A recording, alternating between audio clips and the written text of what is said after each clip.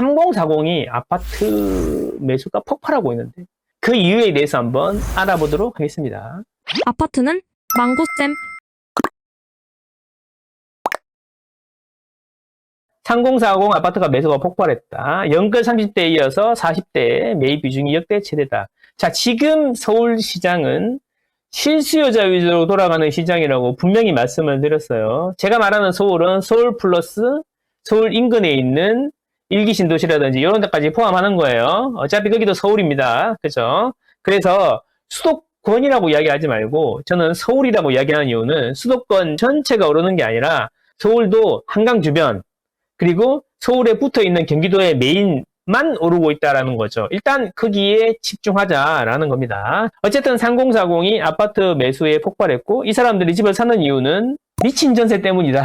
전세가 너무 오르니까 사람들이 야 이거 2년 뒤에 4년 뒤에 전세가 이렇게 올라버리면 차라리 지금 집을 사는 게 낫지 않나? 이런 생각을 하신다는 거죠. 그래서 전세가 너무 오르니까 매수로 돌아서는 게 아닌가 이런 이야기. 특히나 또 상급지에는 집값들이 막 오르니까 더 마음이 조마조마하는 거죠. 사실 집을 안 사더라도 안 사면 전세나 월세로 살면 되는데 월세는 선호하지 않으니까 전세를 사는데 전세가 계속 오르니까 쫄리잖아요. 계약갱신권을 청구는 했지만 와 이걸 4년치를 한 번에 올려줄 수 있을까? 이런 생각하지 않습니까? 서울의 이 아래가 전세인데요. 전세가 매매보다는 조금 주춤하지만 여전히 지금 몇 주째? 62주째, 올해가 이번 주까지 62주째 상승하고 있다는 거. 62, 1년 넘게 상승하고 있다는 거죠. 이걸 이제 그래프로 보면 이런 겁니다. 자, 여러 번 보여드리는데 이게 최근 2년인데요. 이게 파란색이 매매고요. 빨간색이 전세예요. 그러면 여기 내릴 때는 보면은 매매보다 전세가 더 많이 빠졌죠. 그죠? 반등해갖고 여기서 이제 여기가 63주 연속, 여기서부터 63주 연속 전세가 오르고 있다는 거죠. 그래서 초반에 보면은 파란색보다 빨간색이 더 키가 크다는 이야기는 뭐냐면 전세가 더 빨리 올랐죠. 그래서 전세가 무섭게 오른다 이런 이야기 했고 아니다 아직 전세가율이 더 붙어야 된다. 전세가 더 올라야 매매를 밀어 올린다 이랬는데 제가 말씀드렸죠. 안 그럴 수도 있다. 그런데 지금 어떻게 나타났어요? 지금은 전세보다 매매가 더 많이 오르고 있다 이런 이야기입니다. 캡이 붙는 게 아니고 캡이 벌어지고 있다니까요. 서울은 지금. 왜? 전세를 한 번 더 살면 집이 더 오를 것 같으니까. 그래서 미친 전세 때문에 3040들이 매수에 가담하고 있다. 이런 거죠.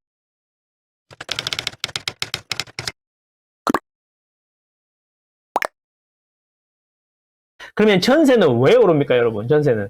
이게 중요한 거 아니에요. 전세를 왜 오르는지 알아야지 앞으로 2년, 4년 뒤에 전세를 전망을 할 거 아니야. 전세 가격이 왜 오르는지 알고 오르는 요소가 상승으로 방향을 잡고 있는지 하락으로 방향을 잡고 있는지 알아야지 떨어질 거면 전세를 더 살면 되는 거고 오를 거면 전세가 아니라 매매를 생각하게 되는 거잖아요. 그래서 집도 마찬가지잖아요. 집을 사요 마요. 사요 마요가 아니 사요 마요는 뭐냐면 집값을 움직이는 게 뭐가 있지? 금리하고 수급이라고 그랬지. 금리하고 수급이 2년, 4년 정도 내다봤을 때 상승 쪽으로 가 있니? 하락 쪽으로 가 있니? 이걸 생각해보고 집을 살지 말지를 결정하면 되는 거지. 그래서 왜 오르는지, 매매는 왜 오르고 전세는 왜 오르는지 알아야지 미래의 나의 행동 계획을, 현재의 나의 행동 계획을, 포지션을 잡을 수가 있는 거죠. 그래서 이게 중요합니다. 자, 전세가 오르는 이유는 똑같아요. 금리하고 수급이에요. 자, 더 민감하죠, 전세는. 자, 전세 자금 대출 금리를 지금 보여드리고 있는 거예요. 2019년부터. 제일 낮을 때가 2.3%, 2020년 8월이네요. 여기였는데, 계속 올라갔고, 전세가 폭락할 때 5.16%까지 올랐거든요. 근데 지금 얼마냐면, 3.84%예요. 지금 25.5% 하락했어요, 금리가. 25.5% 하락했다는 이야기는 비용이 25.5% 줄었다는 이야기죠. 옛날에 5억짜리 전세에 살았는데 5억짜리 전세 살 때 이자랑 지금 현재 6억짜리 전세 살 때 전세자금 대출 이자랑 똑같다는 거지. 그러니까 너는 똑같은 비용이니까 뭐 6억도 나쁘진 않겠다 생각하면서 전세를 올려주고 있는 거죠. 그렇죠? 그리고 더 중요한 건 뭐예요? 서울이나 서울 인근의 대도시들은 어때요?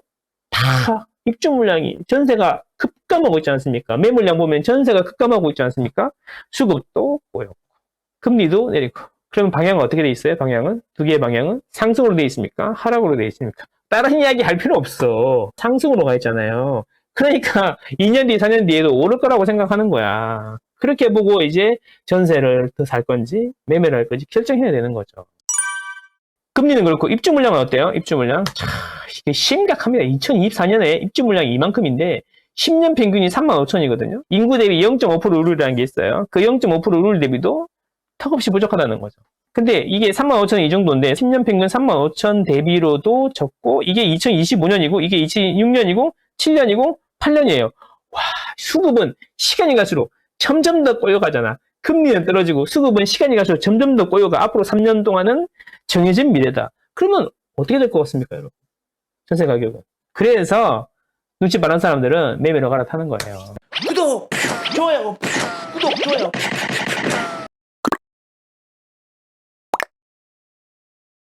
자, 그래서 여기 고민이 되는 거죠. 전세로 해야 될지, 매매로 해야 될지 고민을 하는 거다라는 거죠. 자, 그러면 과연 사람들이 집을 사거나 또는 집을 안 사고 전세를 사는 이유는 뭘까? 집을 안 사는 이유는 첫 번째, 집이 안 오를 것이라고 생각하기 때문이다. 두 번째는 뭐냐면 전세 사는 게 더 이득이다 라고 생각하는 거죠. 왜? 집이 안 오를 거니까. 또는 뭐냐면 오르고 안 오르고 기대 수익률의 문제가 아니라 이 전세로 사는 게 이득이라는 거죠. 지금 서울의 전세가율이 50% 초반이다라는 거죠. 쉽게 이야기하면 10억짜리 집을 똑같은 집인데 전세로 5억에 살 수 있는 거죠. 그러면 집이 안 올 거라고 생각하면은 비용의 문제를 생각해 보면 이런 거죠. 내가 이 집에 거주를 하는데 매매로 거주를 하면은 10억이 필요하고 전세로 거주를 하려고 그러면 5억이 필요해. 그럼 비용 대비 효율은 어디가 더 좋은 겁니까? 똑같은 집인데 당연히 전세가 좋죠. 전세가율이 낮을 때는. 그러니까 집을 안 사는 이유는 집이 오르고 내리고를 떠나서 전세가 비용이 더 적기 때문에 전세를 선택하는 거다라는 겁니다. 그러면 자, 이런 생각을 한번 해보자. 여기까지는 좋아. 이 정도 생각하면 상당히 깊이 생각하는 거야. 근데 이런 생각을 해보자. 이제 100살까지 살 건데 100 빼기 현재 나이가 남아있는 인생이라고 가정해보면 최소한 뭐 30년, 50년, 80년 이렇게 남았잖아요. 그러면 그 긴 기간 동안에 주거의 문제를 해결해야 되는데 주거의 문제를 해결하려면 뭐 두 가지가 있죠. 자가가 있고 임대가 있겠죠. 임대 중에도 전세가 있겠죠. 자, 그래서 두 친구 이야기를 한번 해보겠습니다. 두 친구가 있어요. 두 친구가 있는데 이 친구는 이름이 주상승, 집주자의 상승인가 보네요. 이름이 주상승 씨고 이분은 하낙원 씨네요. 하낙원 씨. 하락론 친구인가 보네요. 하씨네요. 예. 두 친구가 있는데 10년 전에 이 두 친구가 이야기를 났는데 서울의 아파트가 5억인데 전세가 2억 5천이었다는 거죠. 주상승 씨는 무슨 생각을 했냐면 길게 보면 집값은 계속 오를 수밖에 없다. 돈을 찍어내니까. 그래서 나는 조금 무리가 되지만 전세 말고 매매를 해야겠다. 이런 생각을 했고, 하낙원 씨는 무슨 소리냐. 집이 뭐 올라. 인구도 줄어들고, 경기도 폭망했고, 미국도 힘든데 우리나라가 무슨 수로. 그리고, 아니, 똑같은 집인데 매매로 하면은 5억을 내야 되고, 내가 그냥 전세로 살면은 2억 5천이면 되는데, 그럼 나는 전세를 택하겠다. 두 명의 선택은 어떻게 됐을까요? 자, 그래서 10년이 지났습니다. 그래서 2024년이 됐어요. 자, 그래서 10년 뒤에 어떻게 됐냐? 이거는 뭐냐면 제가 데이터로 뽑아본 건데, 자, 이게 뭐냐면 10년 전 실거래 데이터가 있는 아파트랑 그 아파트가 현재에도 실거래 데이터가 있다면 10년 전의 매매가의 평균, 2024년의 매매가의 평균을 서로 비교를 해보는 거죠. 우리 KB 지수도 보고 실거래 지수도 보지만 사실 그 체감이 안 되잖아. 뭐 서울이 2020년, 21년 이럴 때 뭐 17% 올랐다 그러는데 체감이 돼? 2배씩 올랐는데? 자, 그래서 뭐냐면 실제로 똑같은 아파트인데 실거래 기준으로 10년 전 가격이랑 지금 가격을 비교해 본 거예요. 그래서 이게 전국을 비교해 본 건데 이게 하늘색을 먼저 보세요. 하늘색.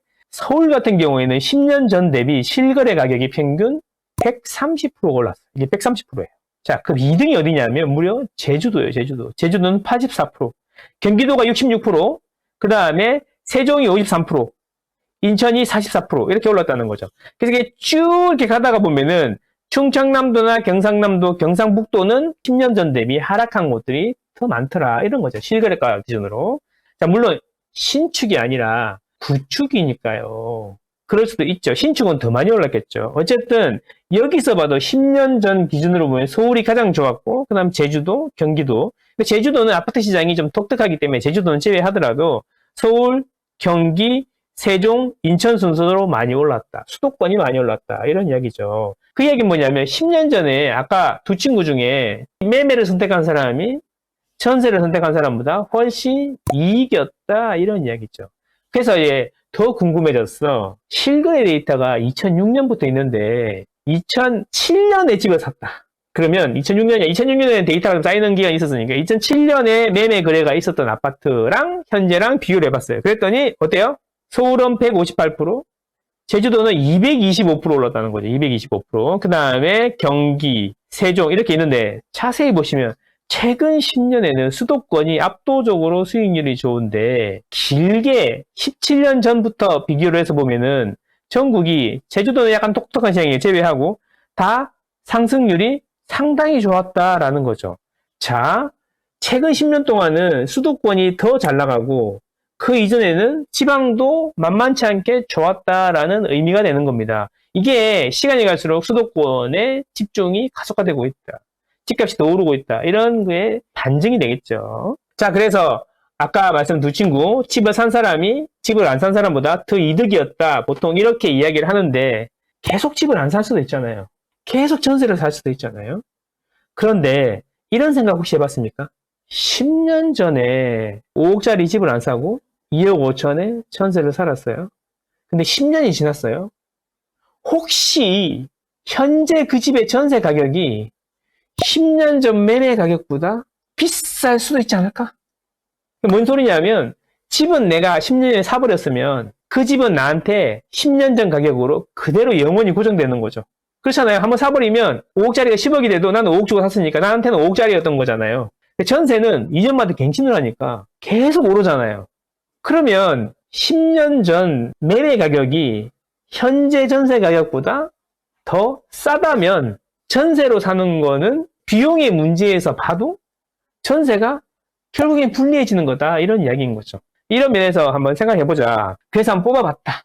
초록색을 먼저 보세요. 초록색은 뭐냐면 2014년 매매가보다 그 집의 전세 가격이 더 비싸냐 싸냐를 보여주는 건데 제주도 같은 경우에는 36%가 비싸고요. 평균적으로 14년 전에 매매가보다 현재의 전세가가. 서울은 25%, 경기는 13%, 강원도는 12%, 그 다음에 대전, 광주, 인천 순이고 세종부터 나머지 지역들은 전부 다 전세로 사는 게 어쩌면 더 이익일 수도 있었다라는 거죠. 비용 측면에서. 그럼 여기서도 우리가 알 수 있는 게 뭐냐면 제주도는 좀 빼고 서울이라든지 수도권이라든지 광역시는 결국에는 매매가 전세보다 비용 면에서도 훨씬 더 유리하다. 10년만 봤는데 이걸 인생을 길게 놓고 보면은요. 10년만 사는 게 아니고 20년, 30년, 50년 살 거잖아요. 그러니까 길게 보면 결국에는 전세보다 매매가 더 유리하다는 거죠. 이걸 잊지 말라는 거죠. 전세로 살면 안 되는 이유가 이런 데 있다라는 겁니다. 아시겠죠? 그래서 전세로 사시면 집값이 올라서 열받고 전세가 올라서 이중으로 열받게 된다. 그래서 전세로 사시면 안 된다. 우리 인생은 기니까. 그러면 집을 사야 되는데 어디를 사야 되냐? 구체적으로 다음에 어디가 오르고 이런 이야기는 언제 한다고? 내 집 마련 특강. 후랭이님이랑 같이 한다. 그래서 후랭이님이랑 같이 하고 그 시그니엘 밑에 있는 스카이 30일에서 하게 된다. 1차는 했고 후기 영상이 올라가 있으니까 참고하시면 좋겠습니다. 자, 그래서 8월 17일이다. 이때 제가 단지 레벨까지 다 확인해가지고 온기가 막 퍼지기 시작하는 단지까지 엄선해서 한번 알려드리도록 하겠습니다.